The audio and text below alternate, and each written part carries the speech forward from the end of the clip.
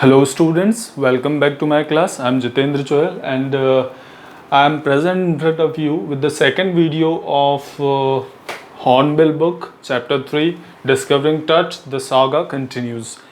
This is the second part, this is the second video of this chapter. First video we already have completed, and in the previous video we have discussed up to this point that Carter discovered Tut's mummy, and he removed the three layers from the coffin of the Tut. Okay, and then finally he found that Tut's body was stuck fast to the bottom of the coffin due to the resins and some other things which were buried with Tut's body. Okay, so due to those things, that resin was hardened and the body was stuck fast to the bottom of the coffin. Now we'll move further. So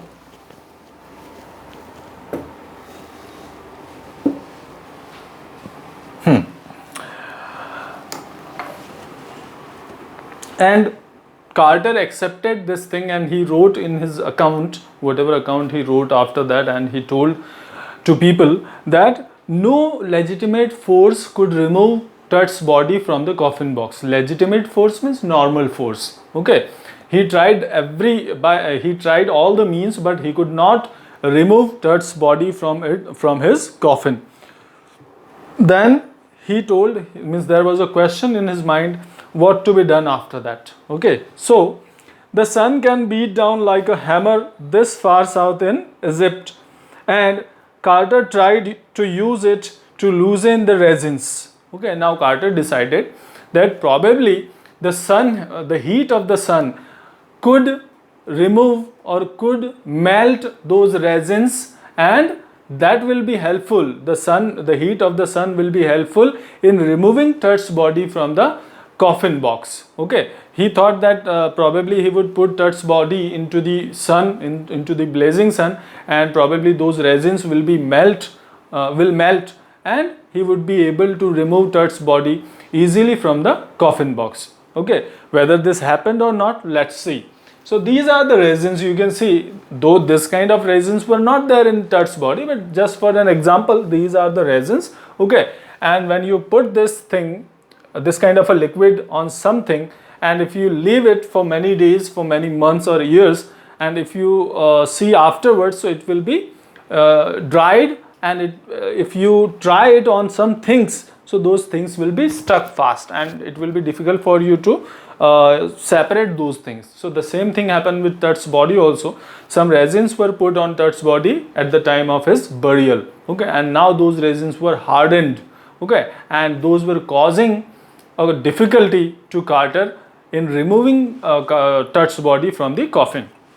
Now, for several hours, he set the mummy outside in blazing sunshine that heated it to 149 degrees Fahrenheit.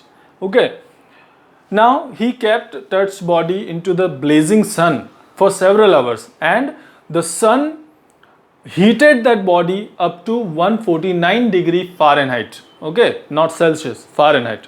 Okay, but nothing happened. Okay, nothing buzzed means nothing happened.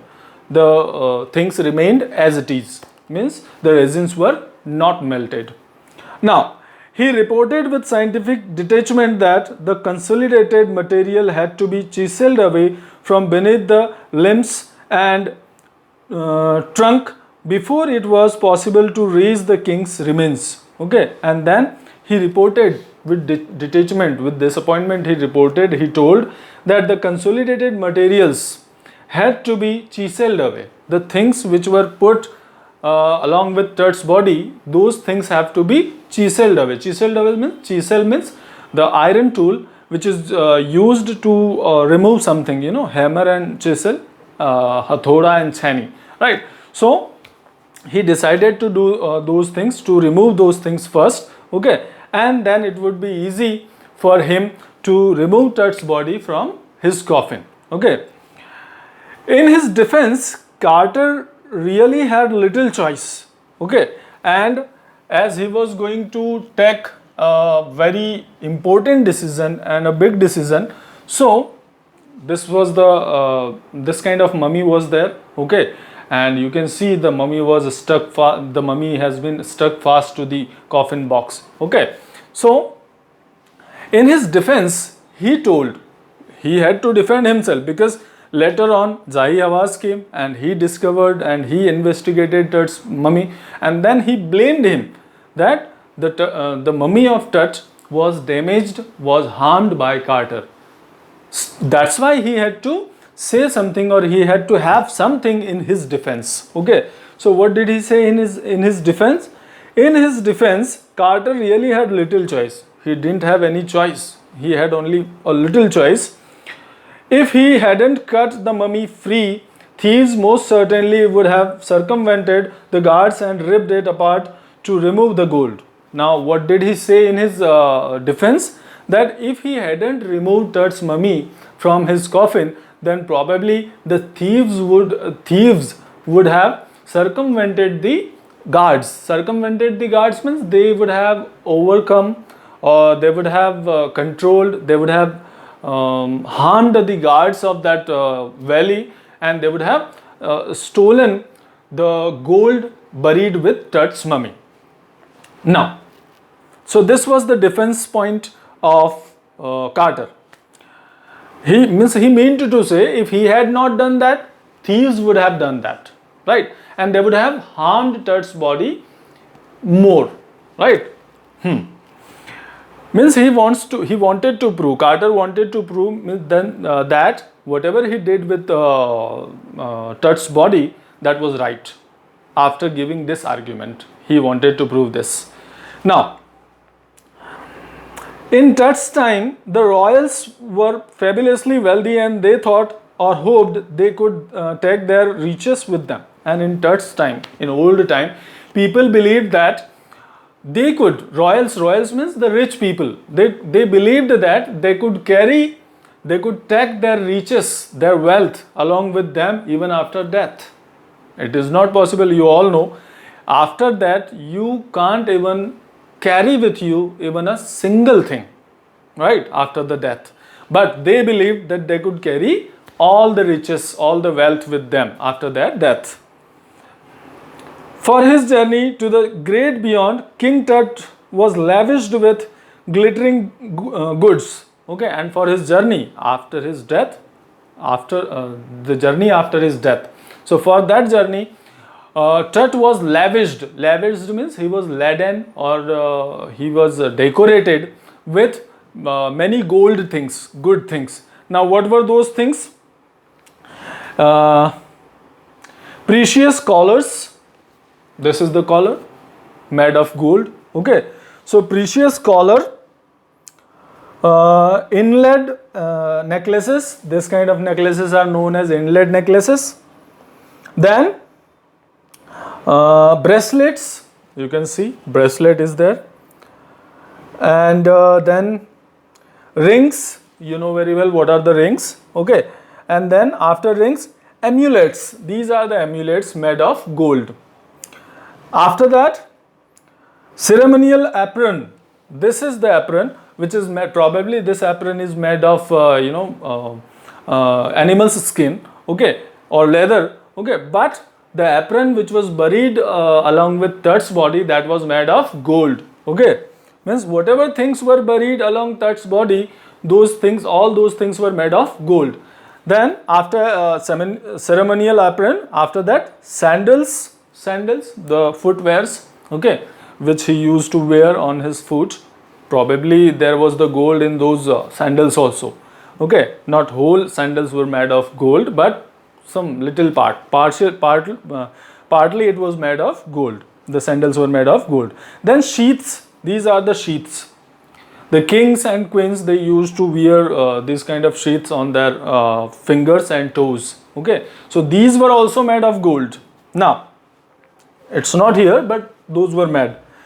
Next, after sheaths and the now iconic inner coffin and mask, and the coffin and the mask, he were to be given to the dead body, royal dead bodies, not all common dead bodies, but all these kind of things were buried along with the dead bodies of royal people, rich people, okay, not for common and poor people. Now,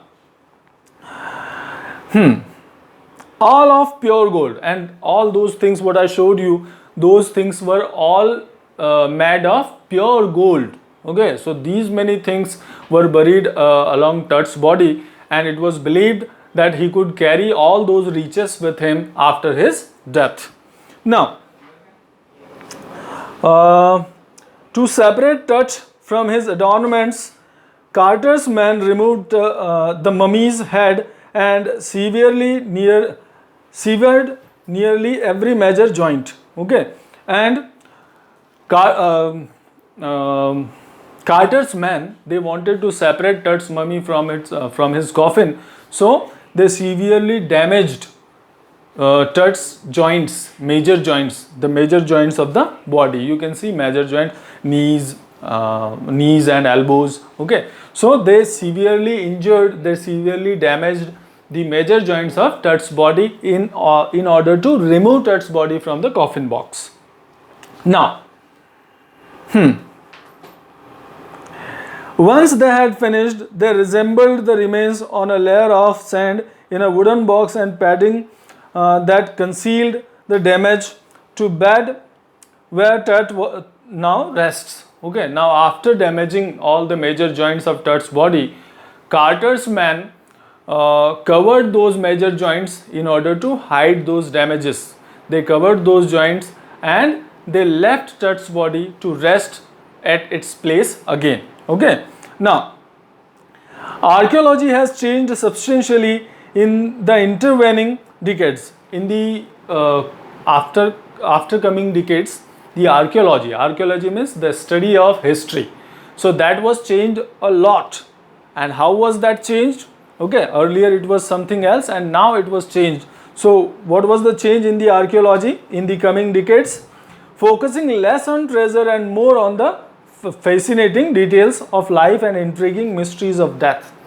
Earlier, archaeology focused on treasure buried under the ground. That's why they made the discoveries. Archaeology department made the discovery for getting treasures. They more focused on treasures. But now archaeology focuses more on the details and facts of the life and death. Okay, and earlier they more focused on treasures. Okay, now it also uses more sophisticated tools including medical technology, and now the archaeology at present, it also uses more sophisticated tools, okay, including medical technology and all. Earlier, so many sophisticated tools were not there, so many advanced, such kind of advanced technology was not there, but now they are using this. In 1968, more than 40 years after Carter's discovery, an anatomy professor x-rayed the mummy and revealed a startling fact.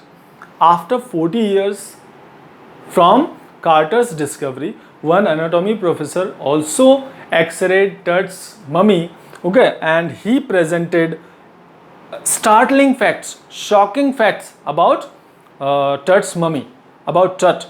And what was that startling fact? Beneath the resin that cakes his chest, his breastbone and front ribs are missing. And what was the startling fact that was given by anatomy professor? Beneath the resin was put on Tut's body at the time of burial. Resin, I showed you that liquid. Okay, so that resin was applied on Tut's body at the time of burial, and that resin was caked. Caked means that was set hardened. Okay, so beneath that cake of resin, he could found, after getting the X-ray, he could found through that X-ray he came to know that the breastbones and the front ribs, those were missing from Tut's body. Now this was really surprising. How means bones are not decayed so easily. The skin of a man can be decayed, okay, but bones are not decayed, okay, but those bones were missing. So where were those bones? This was the startling fact. Now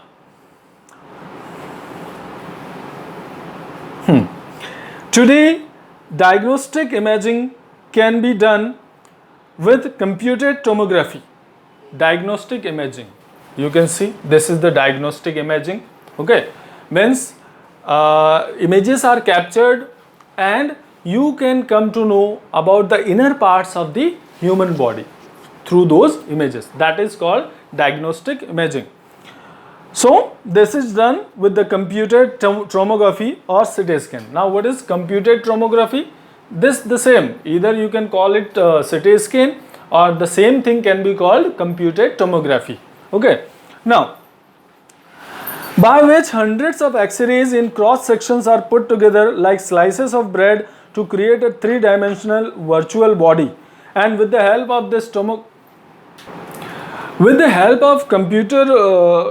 tomography or with the help of CT scan, many X-rays are put together in cross sections and a virtual human body is created in this way. Okay, and then it is identified. If person has died, so people come to know about the reason of his death. Okay, through this computed tomography and CT scan. Okay, and after when somebody dies suspiciously, okay, or if there is a doubt about anybody's death, so nowadays PMs are done, right? Postmortems. Okay, so through that a person comes to know the reason behind the death of the person. Okay, now so this kind of three-dimensional body, virtual body is presented by a CT scan. Okay, now what more would a CT scan reveal of Tut than the X-ray? Okay, whatever details were presented by the X-rays, the same kind of details will be presented by CT scan also. What more it would be? What more it would present? Okay, this was the question. Now, and could it answer two of the biggest questions still lingering about him? How did he die, and how old was he at the time of his death? And there were two biggest questions about Tut, and could this CT scan answer those questions? This question was lingering in everybody's mind. And what were those two biggest questions about Tut? How did he die, and how old was he when he died? Right? These were the two questions. So this was the question, whether these two questions could be answered by the CT scan. This was a question. Now,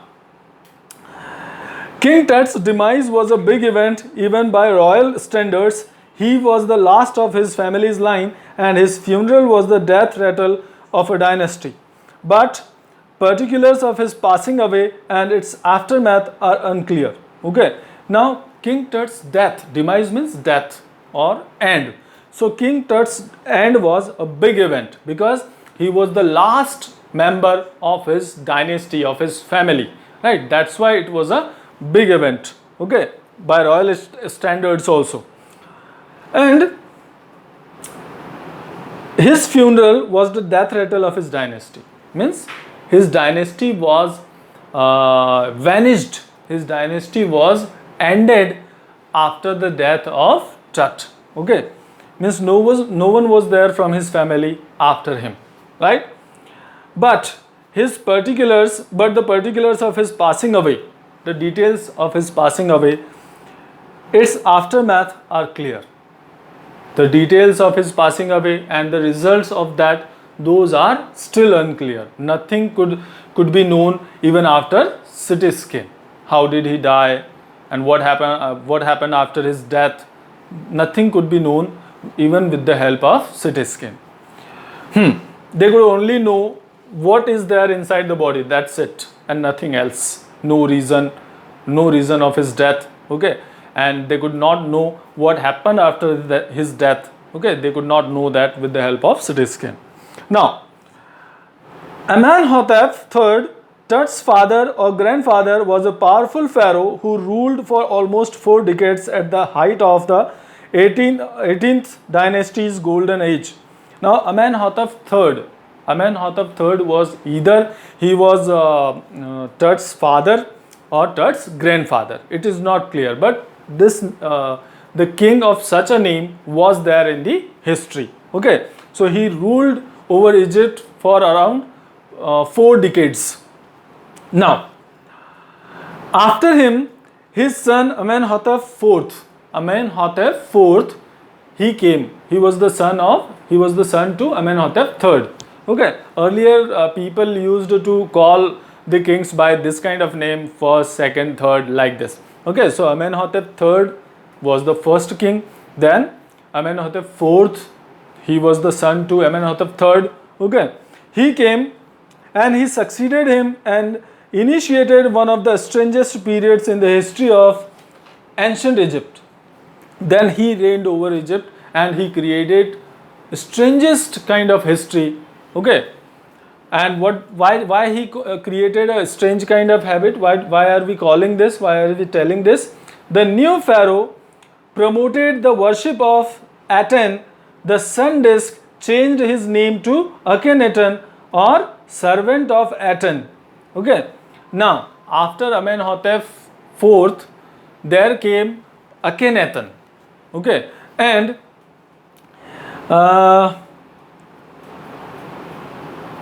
he promoted the worship of Lord, God Sun, okay, to whom he called Aten, and that's why he changed his name Akhenaten. Okay, and he called himself the servant of this king. Akhenaten called himself the servant of Aten, means the servant of God's son. Now, and moved the religious capital from the old city of Thebes to the new city of Akhenaten. Okay, and then he changed the name of the city also. The city's name, earlier the city's name was Thebes, and he changed that name, and then he named the city in a new way. He gave a new name to the city of Thebes, and the city's new name was Akhenaten. Right? Now, known as Amarna. Okay, now if you go to Egypt, and if you see there, you will find the same Thebes, then Akhenaten, and then recently its name is Amarna. He further shocked the country by attacking Amun, a major god, smashing his images and closing his temples. Earlier, there was a god, Amun. Okay, so this Akhenaten, King Akhenaten, attacked on the god Amun and destroyed his images and temples. Okay, so by his act, by such kind of an act of Akhenaten, everybody was shocked. Okay, you might have heard about our mythology also. Ram was a god. Okay, even now also people consider Ram as a god. Okay, and even we also believe that he is the god. Okay, but still he was attacked by devil Ravana. Right? So the same kind of gods were there also, because it is the event of 3,300 years back. Okay, so he attacked the god and he shocked everyone by attacking on that god and destroying the temples and images of that god Amun. Okay, now next, it must have been a horrific time, said Ray Johnson, director of University of Chicago's Research Center in Luxor. Okay, now there was the director of University of Chicago's Research Center in Luxor, Mr. Ray Johnson. He told that that must be an horrific time when Akhenaten attacked on god Amun. Okay, that must be an horrific time, Now, the site of ancient Thebes, the family that had ruled for centuries, was coming to an end, and then Akhenaten went a little wacky. Okay, and why that time must have been very dangerous or very horrifying? Because the family, the dynasty that ruled over Egypt for many centuries, now that dynasty was coming to an end, and that's why that was the time which was very horrific for the people. Okay, and then Akhenaten went a little wacky, means he went out of track.